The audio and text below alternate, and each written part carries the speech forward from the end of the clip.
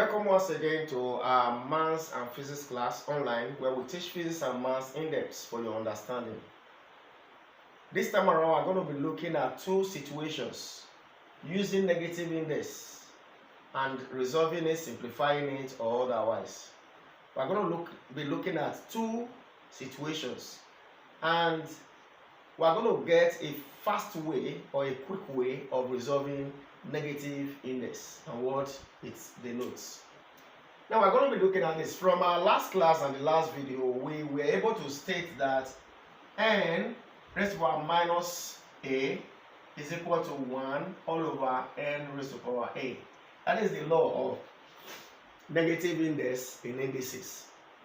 Okay, let us look at this example and see how we can easily and quickly resolve them.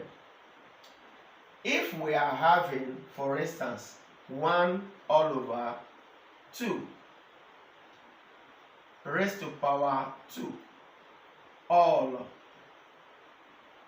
raised to power minus 2. How do we resolve this? And how quickly can we do this? See, we said in the reciprocals the other day that when we are dealing with reciprocals, the numerator and the denominator, they will interchange. And we just said in our last video that negative power means reciprocal, and that is what we have here as our topic. Negative index or negative power means reciprocals. So if I want to do this, because of the negative that is in the power, as far as the power or the index is having negative, what will happen to the power or the number that they are raised to?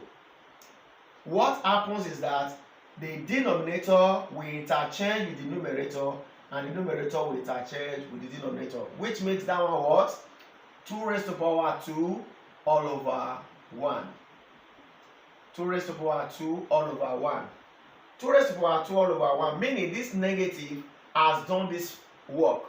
All you do is to still bracket it, then the power will remain raised to the power 2. I just said that a quick way of handling this type of question is to take note of the negative power. This negative power will make the denominator and the numerator interchange position, and that is what has happened here. Then this power will remain as positive, no longer negative. It will become positive, no longer negative, because the negativity of that number has done the work of the denominator and the numerator interchanging position. That is how it is handled. So this one now becomes 2 raised to the power 2 is 4 over 1 becomes 4 all raised to the power 2, which is this power. 2 raised to the power 2, 4. 4 over 1 is 4, then this power is still outside. Now becomes 4 raised to the power 2 equals 16. That is how that is handled. So let us take another example, which is second example there. If for instance I have 2 over 3 all raised to the power minus 2. 2 over 3 all raised to the power minus 2. So how is that one going to be handled? Simply, like we said, this negativity or this negative power will make this denominator and numerator interchange. They become 3 over 2. Then the power comes in over raised to the power 2.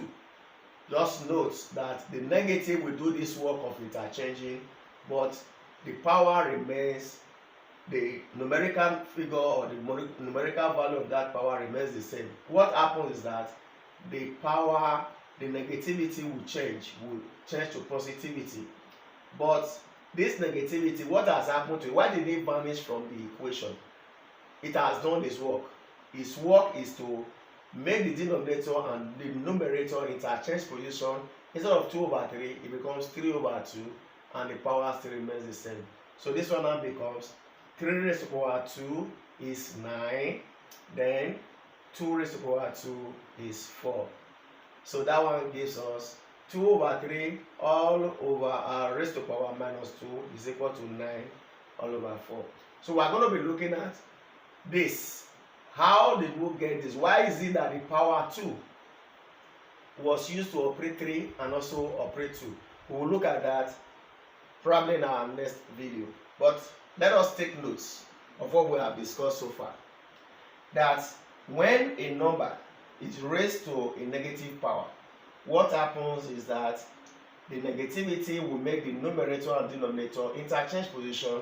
Then the numerical value of the power remains the same because the negative has done its work. Then the same thing happens here.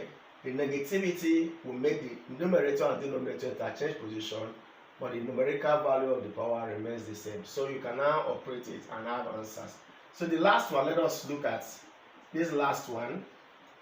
If for instance I have 3 raised to power minus 2.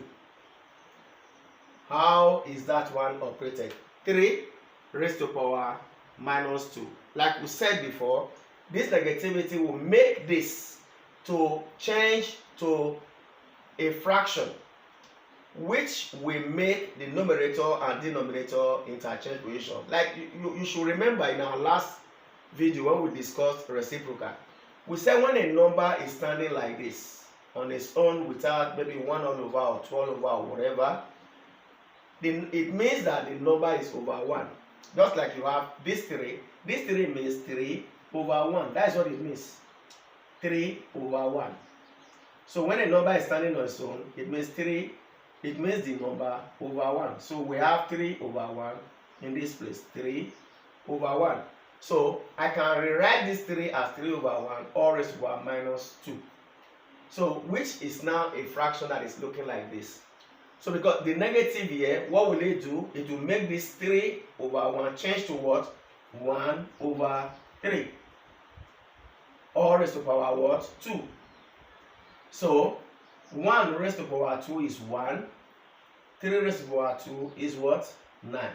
So what we are saying in essence is that 3 raised to power minus 2 is equal to 1 all over 9. If we apply that to this, you see that it's the same, but we're just looking at fast way of handling equations or fraction that is raised to a negative power, or a number that is raised to a negative power. It's a fast way of handling it. But if you want to apply it using this law, you also get the same answer by changing the negative power to 1 all over the number raised to the power, but now in positive. So thank you for watching. Please follow this page, like my account, follow my account on TikTok, follow my channel on YouTube, comment and share. Please share our videos so that you'll be able to get videos whenever we drop them, and for us to also get encouragement. Thank you for watching.